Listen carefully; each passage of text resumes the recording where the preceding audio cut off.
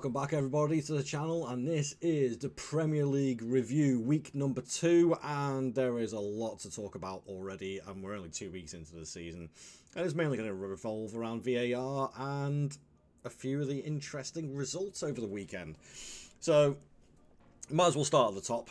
The fixtures obviously started off in the lunchtime kickoff with Brighton versus United, and Brighton winning 2-1 is... Would I say that's a fair result? Realistically, now if you've been watching my channel for a little while, like on my gaming videos and stuff like that, you'll know that I'm a Liverpool fan. I have absolutely no love for Man United, and it is quite funny when they lose a game in the 95th minute. But that being said, I do think this is just a smidge of an unfair result. But I do think it was down to one tactical error, and that was Ten Hag subbing off Harry Maguire for De Ligt. Why mess around with your centre-backs in a game where you're at 1-1? I don't understand that.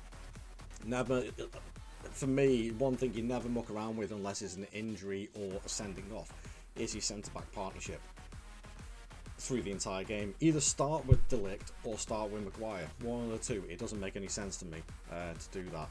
So, yeah, it's a bit of a weird one. But fair play. That's 2 wins and 2 for Brighton. Fabian Hertzler, I think, is the manager's name.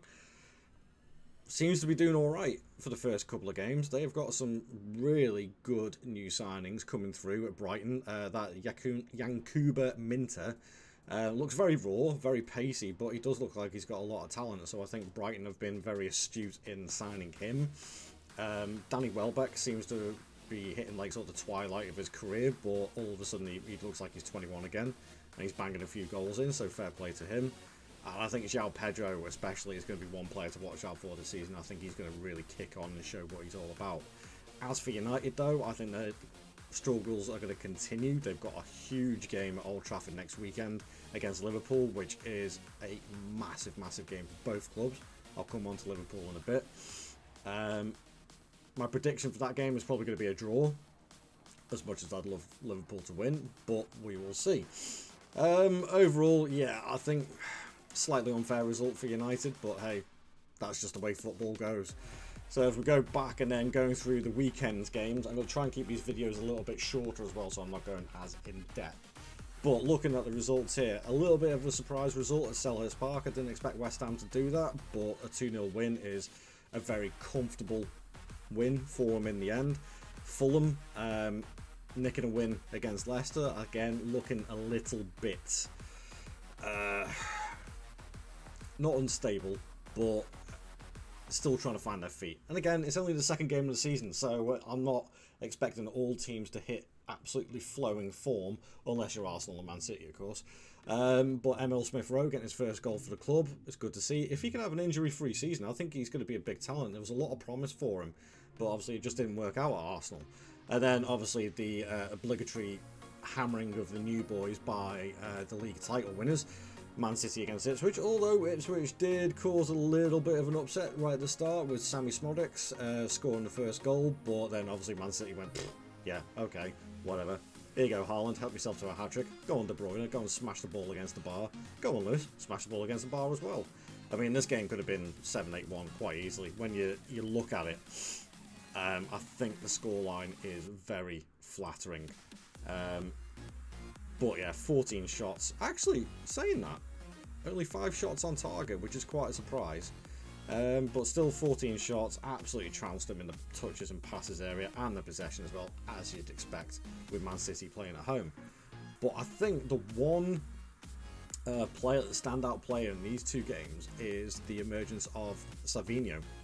Savinho, who was out on loan, I believe, at Troyes last season in the French League, did pretty well there, but he's made 2 starts, only 20 years old, and he's got 1 assist, but his overall play is looking very promising. And I think Man City, almost said United, Man City do have another gem on their hands there, if you can keep that form going. Very good, exciting young Brazilian winger. Now we skip on to probably what was the most boring game of the weekend, and that would be Southampton versus Forest, but a vital win for Forest. And again, I highlighted this last week, The lack of a goal scorer for Southampton is going to be their main issue this year. They need to get somebody in on this final week. Otherwise, they are going to seriously struggle. And it's home games like this. It's a 6-pointer against Forest, because Forest, I do think, will be there or thereabouts in the relegation battle again this season. They need to start winning these games. And looking at, like, so let's have a look at the stats, the home stats. Okay, they had more possession, but look at that. Forest had 23 shots, 8 of them on target. Southampton only had 5 with 1 on target. That is my point proven right there, and it's exactly the same in the game last week, where they had not enough attacking threat, and that is what they are going to struggle with. Moving on to the laughable result for the Toffees. Again, being a Liverpool fan, seeing Everton suffer is quite amusing to me, but at the same time, it does worry me for Everton. You've already got some Evertonians coming out and saying we're going to be relegated this season, and on the performance of the last 2 games, or the first 2 games of the season, I'm inclined to agree. Sean Dyche and the Everton players are going to turn this around quickly. Now, you can use all the excuses you want. You've got no right backs. You've lost Branthwaite to injury. That's all well and good. But when you have those losses, that's when you expect the club to invest. Now, Everton obviously can't invest, and that is where the struggle is going to come from. Doesn't look like a takeover is going to get done anytime soon. All the money's being funneled still into the Bramley-Moore Dock Stadium. It's a worrying time for them, and they made it easy for Spurs in the end. Pickford, T-Rex arms, fluffed his chances again in goal. I don't understand the fascination with Pickford. A lot of Evertonians and a lot of football fans rate him, especially a lot of England fans. I do not rate him as a decent goalkeeper at all. I think he's too volatile, he's too unpredictable, and as was shown, he's too cocky on the weekend, and he ended up costing Everton the second goal, which was pretty much the nail in the coffin then. If Everton are going to survive, he has to remain consistent. Cut out all the crappy decision making that he's made when passing the ball or holding on to it, and actually just make sure he bosses the defence to make sure they stay more solid. Whether that's going to happen or not, I don't know. I don't personally think that's in his character. And then the final game of Saturday was a crunch time, which surprised me a little bit, because Aston Villa have a really good record at home, and they have a really good record against Arsenal, and it was Arsenal who came out on top. Statistically wise, looking at this,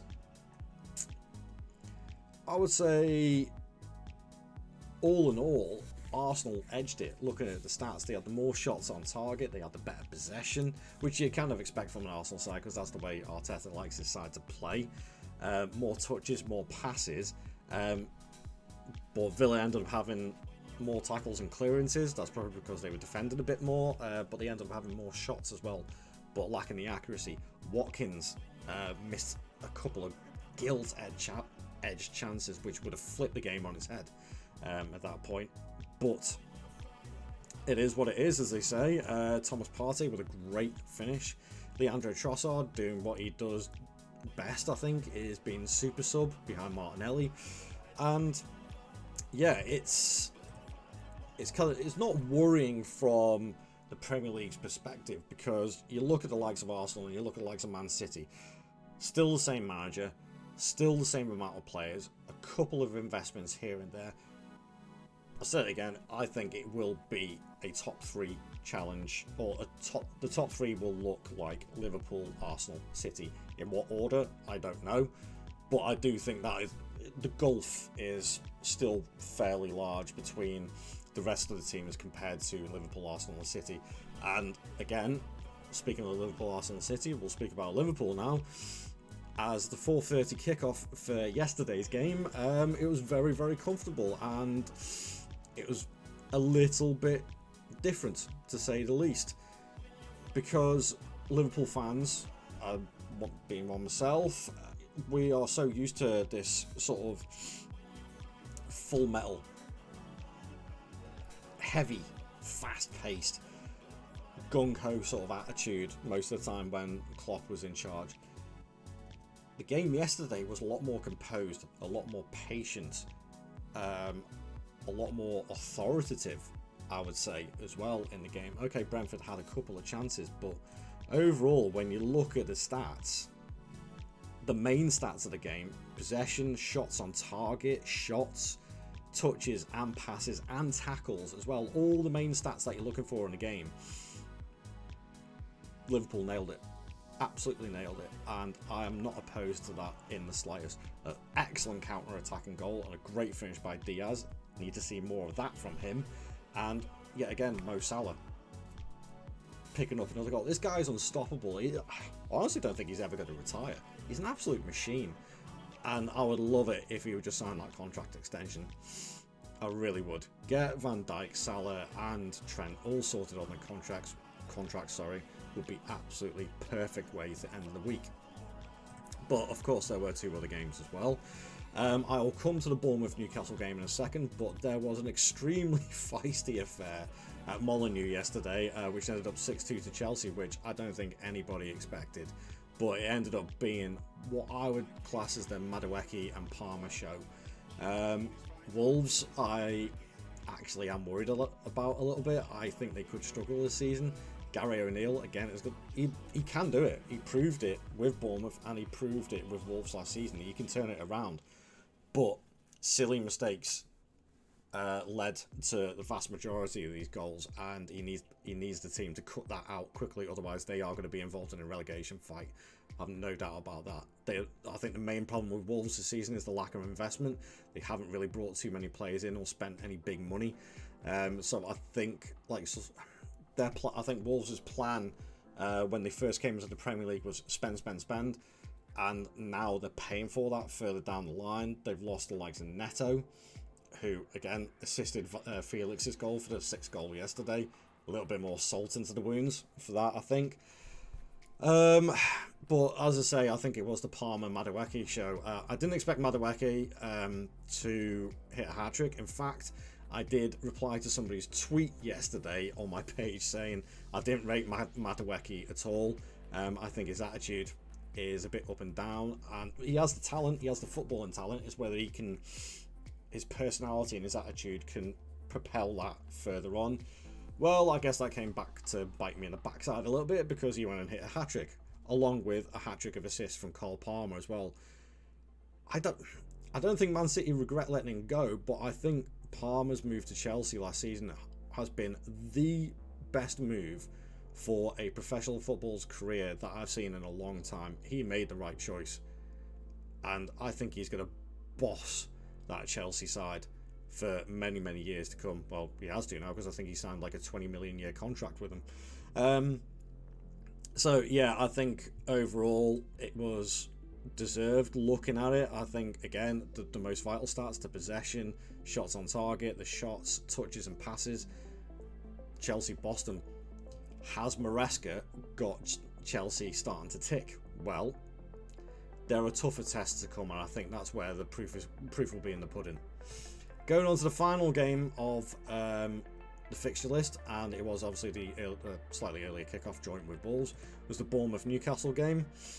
And again, this one, really controversial VAR decision, and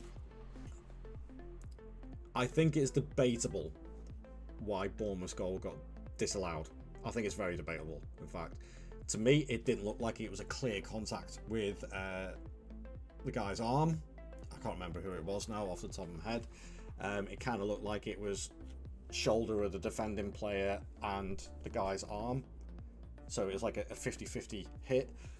And I think if there's any doubt, VAR can't overrule that. And I don't understand why they did, because they took so bloody long to figure out whether it was. And it shows, if they're taking longer on decisions, in my opinion, that means that there is doubt. And if there is doubt, then don't get involved. We're two fixtures into the new Premier League season, and there's been so many discussions about VAR already, when a lot of this was supposed to be cut out with some of the new rules and that coming in.